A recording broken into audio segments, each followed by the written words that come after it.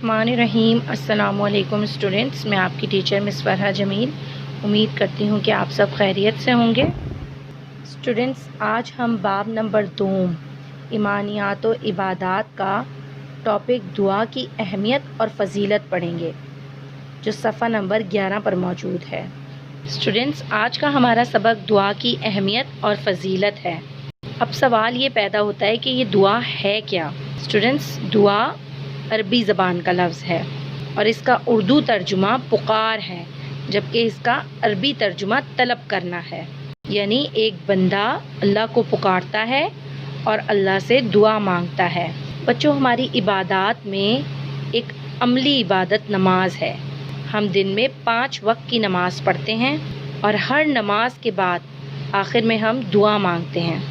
तो इससे हमें क्या पता चलता है कि दुआ इबादत का एक हिस्सा है। और बच्चों, एक हदीस शरीफ है, रसूल अल्लाह सल्लल्लाहु अलैहि वसल्लम ने इरशाद फरमाया, दुआ इबादत है। तो इससे हमें क्या पता चलता है कि हम इबादत के बाद जो दुआ करते हैं वो भी उसी इबादत का हिस्सा होती है। यानी हम अपने नेक अमाल के ज़रिए अल्लाह ताला को मना लेते हैं। इसी तरह बच्चों, अगर हम देखें तो सूरह मोमिन मजीद की सूरत नंबर 40 है, उसकी आयत नंबर 60 अगर देखें तो इरशाद बारी ताला है, तुम्हारे रब का फरमान है, तुम मुझसे दुआ करो, मैं तुम्हारी दुआओं को कबूल करूँगा। तो बच्चों, इससे क्या पता चलता है कि हमें जो कुछ भी मांगना है वो हमें सिर्फ़ और सिर्फ अल्लाह ताला से मांगना है और दुआ की तलब सिर्फ़ और सिर्फ अल्लाह ही से करनी चाहिए। आइए बच्चों, हम अपना सबक शुरू करते हैं। दुआ का मफ़हूम। अरबी ज़बान में दुआ का लफ्ज़ निदा और पुकार के मायने में आता है।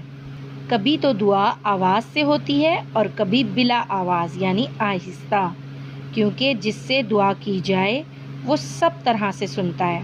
बच्चों, आप जानते हैं कि अल्लाह ताला हमारे दिलों के हाल से भी वाकिफ़ है।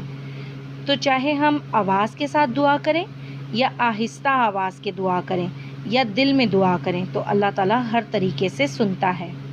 बच्चों, कुरान मजीद में मुतअद्दिद मकामात पर दुआ का लफ्ज़ इबादत के मायने में इस्तेमाल हुआ है। इस इबादत का मफ़हूम फ़रियाद या सवाल के मायने में लिया जाता है और ये बंदे और रब के दरमियान ताल्लुक़ पैदा करती है। बच्चों, ये बंदे और रब के दरमियान ताल्लुक़ कैसे पैदा करती है।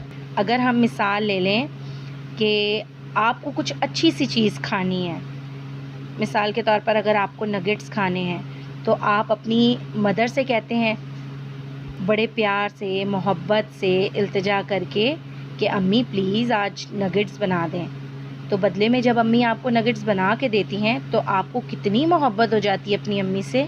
वो आपकी मोहब्बत में आपको खाना बना के देती हैं, जबकि आपकी फरमाइश पूरी होती है। इससे आपको अपनी मदद से और भी ज़्यादा मोहब्बत हो जाती है, क्योंकि वो आपकी तमाम ख्वाहिशात को पूरा करती हैं। इसी तरह बच्चों, अल्लाह ताला तो वो तो एक माँ है, लेकिन अल्लाह ताला तो 70 माँओं से भी ज़्यादा मोहब्बत करता है आपसे।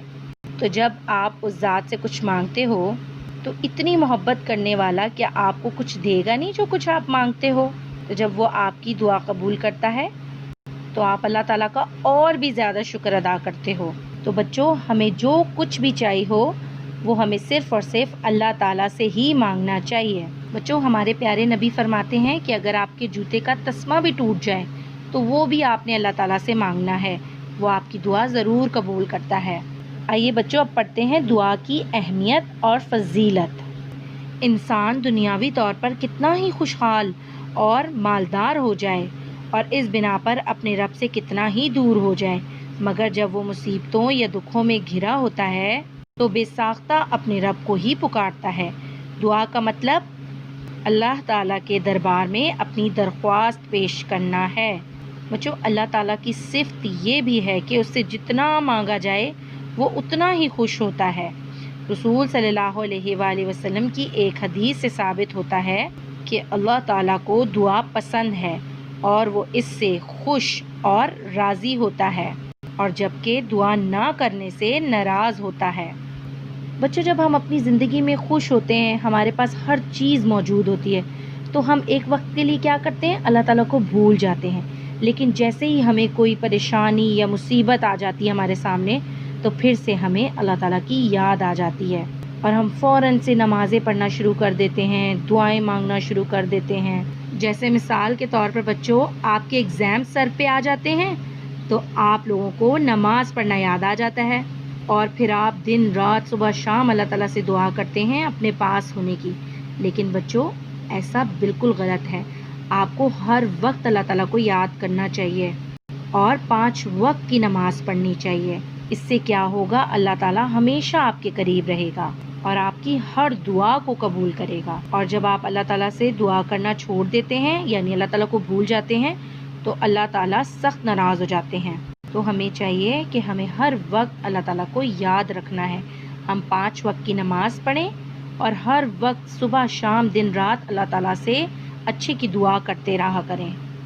بچوں دعا کی اہمیت اور فضیلت یہ بھی ہے، اس عمل سے اپنے رب پر ایمان پختہ ہوتا ہے، کیونکہ دعا کے لیے اس یقین کی ضرورت ہے کہ ہم جس رب سے مانگ رہے ہیں وہ نہ صرف ہماری سنتا ہے بلکہ ہمیں سب کچھ دینے کی قدرت رکھتا ہے۔ لیکن دعا کرتے وقت اتنا ضرور خیال رکھنا چاہیے کہ کوئی ایسی دعا نہ کی جائے جو رب کی ناراضی کا سبب بنے۔ یعنی بچوں آپ جب بھی اللہ تعالیٰ سے دعا کرو تو اس چیز کا پختہ یقین رکھ کر دعا کرو کہ اللہ تعالیٰ کی ہی ذات ہے جو آپ کو دینے والی ہے، اللہ کے سوا کوئی اور نہیں دے سکتا۔ اللہ تعالیٰ نہ صرف آپ کی دعا سنتا ہے بلکہ آپ کو جو کچھ آپ نے مانگا ہے وہ دینے کی قدرت بھی رکھتا ہے۔ لیکن بچوں ہمیں ایسا نہیں کرنا چاہیے کہ کوئی ایسی دعا مانگ لیں جس سے اللہ تعالیٰ ناراض ہو جائیں۔ مثال کے طور پر جیسے ہم اپنے لیے ساری اچھی چیزیں مانگتے ہیں اور ہم دوسروں کے لیے کچھ برا مانگ لیں۔ بچوں ہمیں ایسا بالکل نہیں کرنا چاہیے، بلکہ ہمیں دوسروں کے لیے وہ چیز مانگنی چاہیے جو ہمیں خود بھی چاہیے ہو۔ یعنی آپ کو جس چیز کی بھی ضرورت ہو پہلے اپنے کسی دوست، اپنے کزنس یا دوسروں کے لیے مانگیں، پھر اللہ تعالیٰ آپ کو بھی وہ چیز عطا کریں گے۔ بچوں اب قرآن کریم میں دعا کی اہمیت کے بارے میں اللہ تعالیٰ کیا فرماتے ہیں؟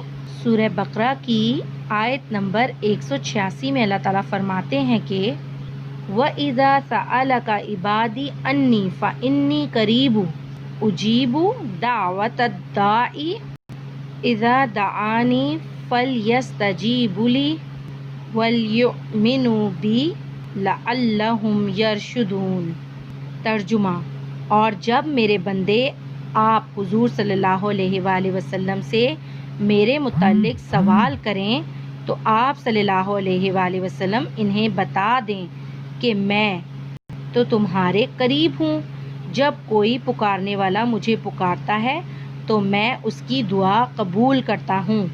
تو ان بندوں کو چاہیے کہ میرے احکام کو مانیں اور مجھ پہ ایمان لائیں تاکہ نیک راستہ پائیں۔